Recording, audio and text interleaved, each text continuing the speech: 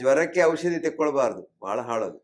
ಜ್ವರಕ್ಕೆ ಏನು ಮಾಡ್ಬೇಕು, ನಮ್ಮ ತಾಯಿ ನಮ್ಮ ಅಜ್ಜಿ ಎಲ್ಲ ನೀರು ಎಳಿಬೇಕು ಬಾವಿಯಿಂದ, ಕಡಿಬೇಕು, ಇಲ್ಲಿದ್ರೆ ಅಕ್ಕಿ ಆಗುದಿಲ್ಲ, ಇದು ದೋಸೆ ಆಗುದಿಲ್ಲ. ಅದರ ನಂತರ ಹಿಟ್ಟು ಬೇಕಿದ್ರೆ ಅದು ಇನ್ನೊಂದು ಕಲ್ಲಿನಿಂದ ಕಡಿಬೇಕು.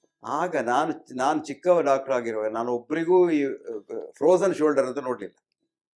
ಇವತ್ತು ಯಾವ ಹೆಂಗಸು 40 ವರ್ಷ ಆಯ್ತಾ ಫ್ರೋಸನ್ ಶೋಲ್ಡರ್ ಅಂದ್ರೆ ಈಗ ಕೈ ಹಂದಾಡುದಿಲ್ಲ, ಚಿರ್ರ ಅಂತ ಒತ್ತಿದ್ರೆ ಸಾಕು ಅದಾಗ್ತದೆ, ಎಲ್ಲ ಆಗ್ತದೆ.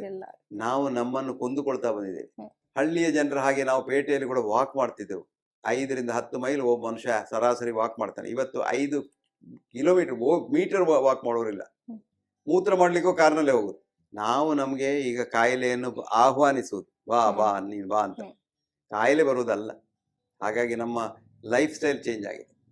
ಇನ್ನೊಂದು ವಿಷಯ ಹೇಳ್ತೇನೆ, ನಾನು ನಿಮ್ಗೆ ಹೇಳ್ತಾ ಇದ್ದೆ, ಕಾಡಿನಲ್ಲಿ ನೀವು ಹುಲಿ ನೋಡ್ತೀರಿ, ಹುಲಿ ನೋಡಿ ಓಡ್ಬೇಕು ನೀವು, ಅವಾಗ ನಿಮ್ಮ ಸಕ್ಕರೆ ಮೇಲೆ ಹೋಗ್ತದೆ, ಇದು ಹೋಗ್ತದೆ, ಎಲ್ಲ ಮೇಲೆ ಹೋಗ್ತದೆ, ಓಡುವಾಗ ಅದು ಕೆಳಗೆ ಬರ್ತದೆ. ಇವತ್ತು ನಾವು ಕಾಡಿನಲ್ಲಿಲ್ಲ, ಊರಿನಲ್ಲಿದ್ದೇವೆ. ನಮ್ಮ ಅಂದಾಜು ಇದು ಒಳ್ಳೇದು ಅಂತ. ಈ ಊರಿನಲ್ಲಿ ಹುಲಿಗಳಿವೆ, ಆದ್ರೆ ಆ ಹುಲಿ ಅಲ್ಲ, ಮನುಷ್ಯ ಹುಲಿಗಳು. ಅದು ನಿಮ್ಮ ಬಾಸ್ ಇರ್ಬೋದು, ನಿಮ್ಮ ಗಂಡ ಇರ್ಬೋದು, ನಿಮ್ಮ ತಮ್ಮ ಇರ್ಬೋದು, ನಿಮ್ಮ ಅಣ್ಣ ಇರ್ಬೋದು, ಯಾರು ಇರ್ಬೋದು, ನಿಮ್ಮ ಸಹೋದ್ಯೋಗಿಗಳಿರ್ಬೋದು. ಇವರೆಲ್ಲರನ್ನು ನೀವು ನೋಡಿದ್ರೆ ಆಗುದಿಲ್ಲ. ಅವ್ರು ನೋಡಿದ್ರೆ ಹುಲಿಯಾಗ ಆಗ್ತದೆ. ಅವರು ನೋಡಿದಾಗ ನಿಮ್ಮ ಬ್ಲಡ್ ಪ್ರೆಷರ್ ಮೇಲೆ ಹೋಗ್ತದೆ, ಸಕ್ಕರೆ ಮೇಲೆ ಹೋಗ್ತದೆ, ಎಲ್ಲ ಮೇಲೆ ಹೋಗ್ತದೆ. ಆದ್ರೆ ಓಡ್ಲಿಕ್ಕೆ ಆಗುದಿಲ್ಲ, ಸಂಬಳಬೇಕು. ಅದೇ ಕಂಟಿನ್ಯೂ ಆಗಿ ಈಗ ಹೊಸ ಕಾಯಿಲೆಗಳು. ಡಾಕ್ಟರ್, ಈಗ ಮೆಡಿಸನ್ನೇ ಆದಷ್ಟು ಅವಾಯ್ಡ್ ಮಾಡಬೇಕು, ಮೆಡಿಸಿನ್ ಬಳಸಬಾರ್ದು ಅಂತ ನೀವು ಹೇಳ್ತೀರಾ. ಕೆಲವರ ಪ್ರಶ್ನೆ ಏನು ಅಂದ್ರೆ, ಇವಾಗ ನಮಗೆ ತುಂಬಾ ಹೈ ಫೀವರ್ ಇರುತ್ತೆ, ಜ್ವರ ಬರುತ್ತೆ, ನಾವು ಮಾತ್ರೆ ತಗೊಳ್ಬಾರ್ದಾ, ಹಾಗೆ ಇರ್ಬೇಕಾ ಅಂತ ಕೇಳ್ತಾರೆ. ಒಳ್ಳೆ ಪ್ರಶ್ನೆ ಅದು, ಬಹಳ ಒಳ್ಳೆ ಪ್ರಶ್ನೆ. ಜ್ವರ ಬಂದವಾಗ ಮಾತ್ರೆ ತೆಕ್ಕೊಂಡ್ರೆ ಬಹಳ ಹಾಳು ಕಾಯಿಲೆಗೆ. ಜ್ವರ ಯಾಕೆ ಬರೋದು? ನಿಮ್ಮ ದೇಹದಲ್ಲಿ ಒಂದು ಕ್ರಿಮಿ ಹೊಕ್ಕಿಕೊಂಡು ತಿಳಿಸಿ, ಆವಾಗ ಆ ಕ್ರಿಮಿಯನ್ನು ಕೊಲ್ಲಿಕ್ಕೆ ಒಂದು ದೊಡ್ಡ ಆರ್ಮಿ ಬರುತ್ತೆ, ಅದಕ್ಕೆ ಹೇಳೋದು ಆಂಟಿಬಾಡೀಸ್ ಅಂತ. ಈ ಆಂಟಿಬಾಡೀಸಿಗೂ ಈ ಕ್ರಿಮಿಗೂ ಜಗಳ ಆಗ್ತದೆ. ಆ ಜಗಳದಲ್ಲಿ ಕ್ರಿಮಿಯನ್ನು ಸೋಲಿಸಬೇಕಾದ್ರೆ ದೇಹದ ಉಷ್ಣ ಮಾಪದ ಮೇಲೆ ಹೋಗುತ್ತೆ, ಟೆಂಪರೇಚರ್ ಮೇಲೆ ಹೋಗುತ್ತೆ. ಅದಕ್ಕಾಗಿ ದೇವರು ನೇಚರೇ ನಮಗೆ ಮಾಡಿದ್ದು ಜ್ವರ ಬರಲಿ ಅಂತ. ಆ ಜ್ವರಕ್ಕೆ ಔಷಧಿ ತೆಕ್ಕೊಳ್ಬಾರ್ದು, ಬಹಳ ಹಾಳದು. ಜ್ವರಕ್ಕೆ ಏನು ಮಾಡ್ಬೇಕು, ಆ ಕ್ರಿಮಿ ಏನು ಅಂತ ಕಂಡು ಹುಡುಕಿ ಅದನ್ನು ಕೊಲ್ಲಿಕ್ಕೆ ಪ್ರಯತ್ನ ಮಾಡ್ಬೇಕು ನಾವು. ಆವಾಗ ದೇಹಕ್ಕೆ ಸಮಾಧಾನ ಮಾಡಿದಾಗ ಆಗ್ತದೆ. ಖಾಲಿ ಜ್ವರವನ್ನು ಕೆಳಗೆ ತಂದ್ರೆ ಕ್ರಿಮಿಗೆ ಒಳ್ಳೇದಾಯ್ತು, ಯಾಕಂದ್ರೆ ಟೆಂಪರೇಚರ್ ಕೆಳಗೆ ಬಂದು ಕೂಡ ಅದಕ್ಕೆ ಜಗಳ, ಅದಕ್ಕೆ ಮೇಲ್ಕೈ.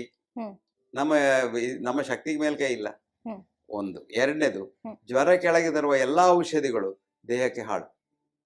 ಮೂರನೇದು, ನೀವ್ ಹೇಳಿದಾಗೆ ತುಂಬಾ ಜ್ವರ ಬಂತು, ಬಹಳ ಸುಲಭ, ಅದನ್ನು ಹೊರಗಿನಿಂದ ಕೆಳಗೆ ತರಬಹುದು.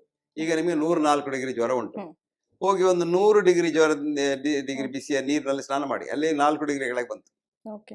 ಸ್ನಾನ ಮಾಡಿದ್ರೆ ಬಹಳ ಸುಖ ಆಗ್ತದೆ ಜ್ವರ ಬರುವಾಗ. ಮತ್ತೆ ಬಂದು ಸುಮ್ಮನೆ ಮಲ್ಕೊಳ್ಳಿ ಫ್ಯಾನ್ ಅಡಿಯಲ್ಲಿ, ಜ್ವರ ಕೆಳಗೆ ಬಂತು. ಇನ್ನು ಅಷ್ಟಿಲ್ಲ, ಸ್ವಲ್ಪ ಕಮ್ಮಿ ಉಂಟು, ಟೆಪಿಡ್ ಸ್ಪಾಂಜಿಂಗ್ ಮಾಡಿ.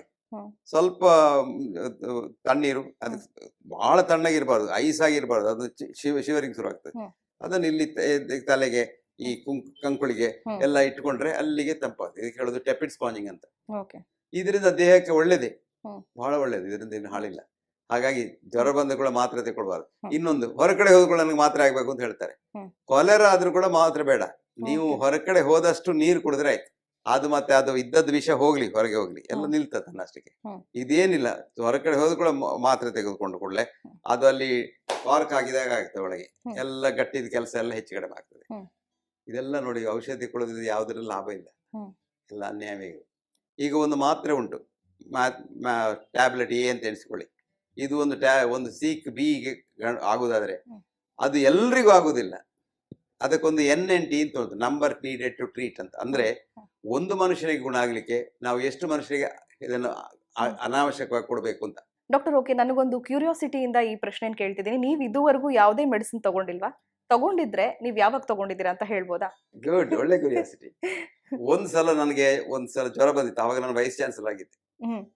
ಅದು ಅವಾಗ ನಾವು ಕೇಳಿದ್ದು, ಯಾರು ಅಲ್ಲಿ ಎಲ್ಲ ಪ್ರೋಟೋಕಾಲ್ ಉಂಟು, ನೀವು ನೋಡ್ಬೇಕು, ಅವ್ನು ನೋಡ್ಬೇಕು, ಇವ್ನು ನೋಡ್ಬೇಕು, ಪರೀಕ್ಷೆ ಮಾಡ್ಬೇಕಂತ. ಅಷ್ಟು ಇಲ್ಲದೆ ನಾನು ಯಾರಾದ್ರೂ ಡಾಕ್ಟರ್ ಹೋಗುದಿಲ್ಲ. ಅವ್ರು ಶುರುವಿಗೆ ಹೇಳಿದ್ರು ನಿಮ್ಗೆ ನಿಮೋನಿಯಾ ಆಯ್ತು ಅಂತ, ಅದಕ್ಕೊಂದಷ್ಟು ಮದ್ದು ಕೊಟ್ರು. ನಾನೇನೋ ಬದುಕಿ ಉಳಿದದೇ ಸಾಕು. ಅದ್ರ ನಂತರ ಹೇಳಿದ್ರು ನಿಮ್ಗೆ ಲೀಜನ್ ಎಲ್ಲ ಬಂದಿದೆ ಅಂತ, ಅದಕ್ಕೊಂದಷ್ಟು ಮದ್ದು ಕೊಟ್ರು. ಏನಿಲ್ಲ, ಒಂದು 4 ದಿವಸ ಆಗೋದು ಜ್ವರ ತನ್ನಷ್ಟಿಗೆ ಬಿಟ್ಟಿತ್ತು. ಆದ್ರೆ ಅಷ್ಟು ಮದ್ದು ಕೊಟ್ಟಿದ್ರು ಅಸಲ. ಒಂದು 3 ತಿಂಗಳು ನಾನು ಸರಿ ಇರ್ಲಿಲ್ಲ, ನನ್ಗೆ ಊಟ ಮಾಡ್ಲಿಕ್ಕೆ ಆಗ್ತಾ ಇರ್ಲಿಲ್ಲ. ಅದು ಬಿಟ್ರೆ ಟಚ್ ವುಡ್ ಇಷ್ಟವರೆಗೆ ನಾನು ಮಾತ್ರೆ ತೆಕ್ಕೊಳ್ಳಿಲ್ಲ. ನಾಳೆದು ಗೊತ್ತಿಲ್ಲ, ಅಂದ್ರೆ ಕಾಯಿಲೆ ಬಂದ್ರೆ ನೀವು ಇನ್ನೊಂದು ಡಾಕ್ಟರ್ ಹತ್ರ ಹೋಗ್ಬೇಕಲ್ಲ. ನಾನೇ ಮದ್ದು ಕೊಡ್ಲಿಕ್ಕೆ ಆಗುದಿಲ್ಲ.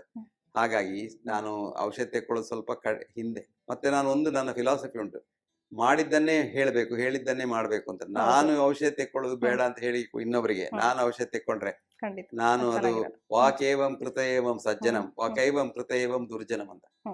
ನಾವು ನಮ್ಮ ಅನುಭವನ ಇನ್ನೊಬ್ಬರಿಗೆ ಹೇಳಿದ್ರೆ ಆ ಅನುಭವ ನಮಗೂ ಇರ್ಬೇಕು.